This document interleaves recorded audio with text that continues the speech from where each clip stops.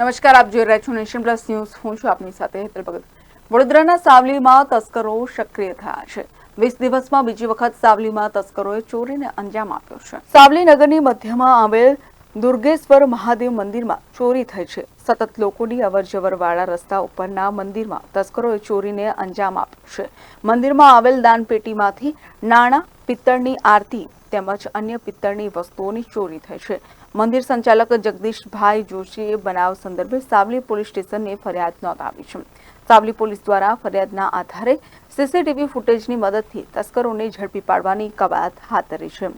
દુર્ગેશ્વર મહાદેવ બહુ પુરાણું મંદિર છે અને એની સેવા વર્ષોથી મારા ફાધર કરતા હતા, ત્યાર પછી અત્યારે હું કરી રહ્યો છું. મારું નામ જગદીશભાઈ જોશી છે. આ મંદિરની અંદર સવારે હું 6:30 વાગે કાયમ પૂજા અર્ચના માટે આવું છું.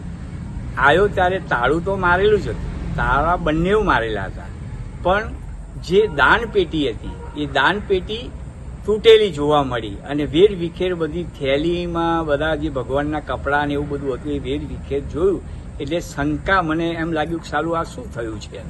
ત્યારબાદ હું પછી અમે ફરિયાદ કરવા માટે ત્યાં ગયા. કઈ જગ્યા પર આપણે ફરિયાદ નોંધાવી છે?